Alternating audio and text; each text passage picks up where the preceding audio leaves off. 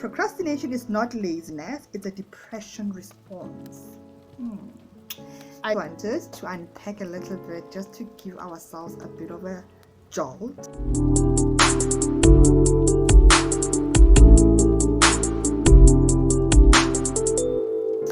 Hello everyone, my name is Damaris. I am Coach Dama to those that know me as Coach Dama. Hello. I wanted to touch a little bit on the procrastination. It is said procrastination is not laziness, it's a depression response.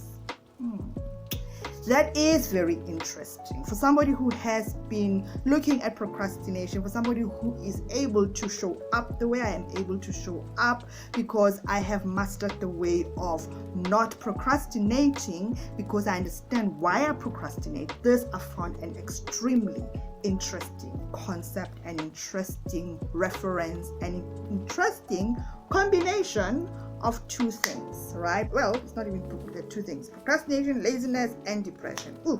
It is layered. I'm gonna give you a little bit of information on why we procrastinate, and maybe this will help you take the action to at least sit down, sit down and just maybe put something on paper so that at least you know what you need to do. So now let's get back into this statement. Procrastination is not laziness.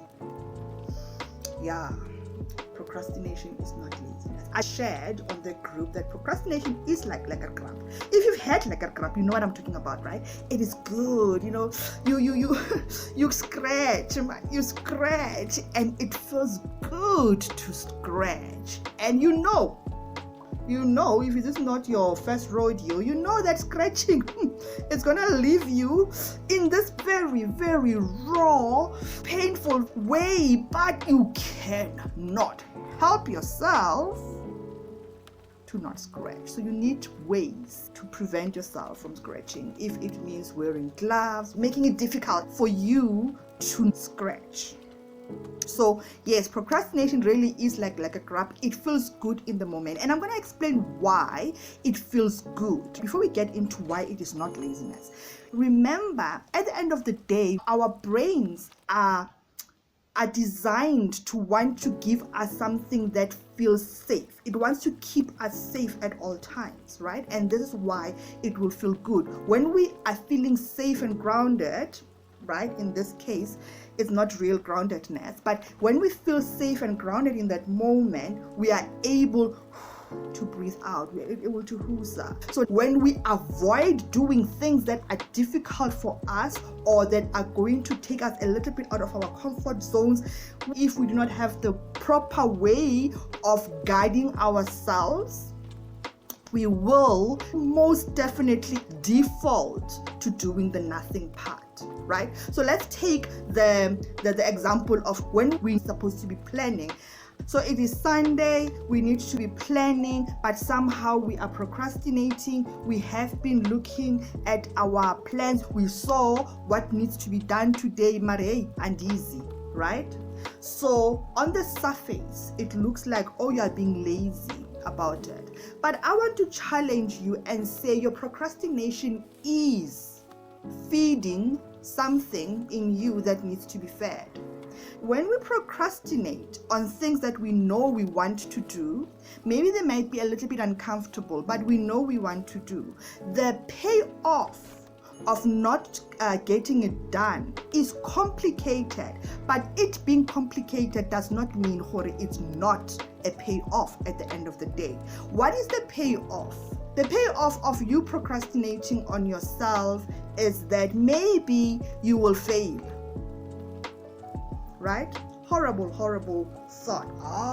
Why would I want to fail? I don't know. You tell me. So bring out that journal and start writing why failing would be preferable to you not doing this. Now, why am I talking about the failing, or how can I even talk about failing as a payoff? Remember that if maybe, for example, you have told yourself that I can't do this. If you fail, you are proving yourself right.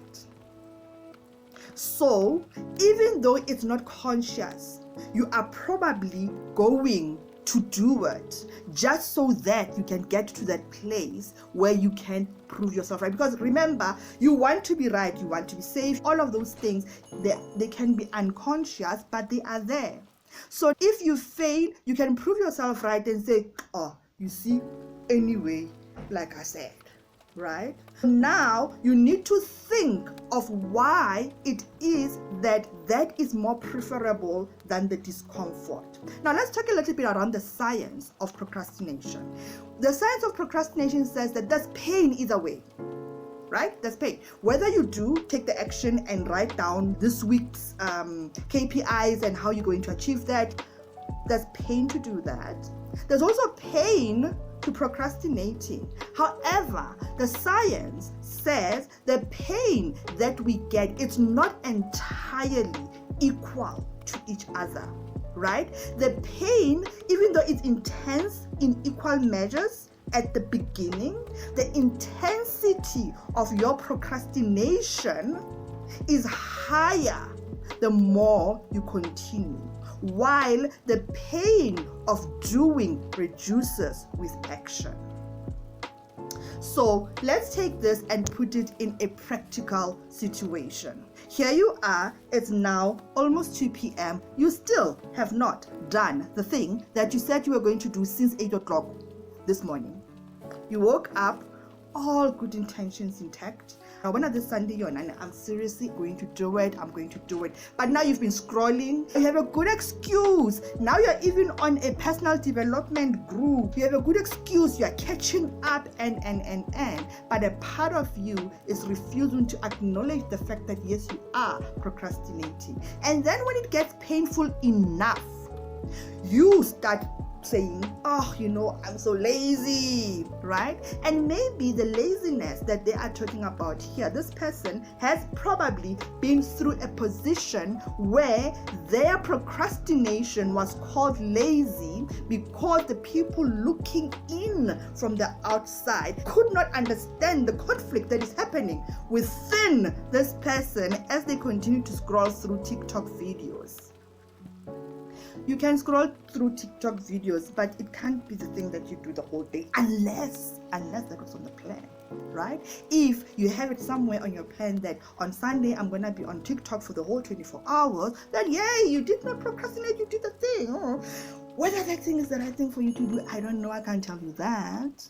But I'm just making you aware that when you say you do not have the time, maybe you do have the time. So, having talked about this part of procrastination and its benefits, you need to check what the benefit is to you procrastinating. So now, how do we then do this? I suggest just one thing for now. Look at the thing that you are procrastinating about right now. So if it is about making this list out, then see how not making the list is going to help you. Right? Help you. Or what does it say about you that proves to you the things that you don't like necessarily, but if you are right, at least you get some satisfaction from being right. So take your journal out and just do that. That is one way in which we can have a look at how procrastinating actually serves us. Now I'm going to touch a little bit on the depression response. The statement says, procrastination is not laziness, it's a depression response. Alright, so when you are depressed, I don't know how many of you have been depressed. I've been depressed / burnt out, right? When you're depressed, very little makes sense. You do not have the Afrikaans says, you need lust, right? You do not have the inclination of doing much. So you are better off trying to actually retain the little energy that you have for survival. Yeah? For survival. Wow. You are retaining the little energy to survive when you are in a depressed state. So now, how does that then relate to laziness and by extension to procrastination. I do not know who wrote this and I do not know their backstory, but I've been in a situation where my worry was that while I was trying to recover from burnout/depression, the fear was that I was going to be found wanting or even lazy. I remember my mom saying to me, hi Tamarisi, aona monna otla khonang ho emela a wife that is tired all the time. So now you are having all these fears that are being instilled in you. So basically, the laziness is not even something that you feel from yourself. It's something that is projected to you and then you carry it. Because remember, as you are depressed, a lot of what is happening around you is not even things that you have control over. You are just carrying on a lot of layers that are probably belonging to other people. So I think maybe the person who wrote something like that is somebody who was fearing that they could be seen as lazy, and here they are, they were depressed, and therefore it came across as procrastinating. So we can get out of that, right? I gave a task as to what could be leading to this non-action. What could be leading to this non-action? And of course, if you are depressed, do get some help. There are people who can do better on antidepressants. Not everybody can, but now we need to do some of the work so that we can get ourselves out of that mode. Also, have systems in place that will help us when we are unable to rely on the natural way of things. Yeah, there's many ways. An example would be, look at your environment. If you are depressed and you feel like you are procrastinating, look at the things that you are procrastinating on, right? Before we can talk about this, we need to maybe just open the wound and see, what are we procrastinating on, and then can we do something about that? And maybe when you are in a situation where you are depressed, you can't even think clearly because the fog, OMG, the fog is terrible, right? There's no clarity in that. Get yourself some help. So yes, procrastination can be as a result of the depression. It's a coping mechanism, whether you are depressed or not. It can be a coping mechanism, as I've just explained now on the depression side, but I've also mentioned at the beginning how it does serve something in you. So you can say, that exam, by the way, I kind of knew that I wasn't going to do it. So now you have failed the exam. So you've proven it right that math is not your thing, but you also did not give yourself time to actually do that. So coming back to today and the mandate of our Sunday to plan what we're going to do, I know that sometimes we don't want to do it because maybe we don't have a plan, maybe we don't have a strategy on how we're going to do it. So if you plan nothing, then nothing gets done. Hey, who's the winner now? Right? So look at why you are still not doing that and then take it from there. I hope that this is helpful. So you're welcome to contact me if you want any help with this. I tell people to hold them accountable so that they can bloody show up, because we all need to know what our ideal selves are when we have to show up, and it's not always 100%, right? It's not. So that will be it from me. I hope this is helpful, and I hope that as this is ending, you are about to take out your journal and start writing, even if it's just 2 things on what you want to achieve this week. And that is it from me. I am Coach Dama from Dama Unleashed, and thank you. Mwah. Bye-bye.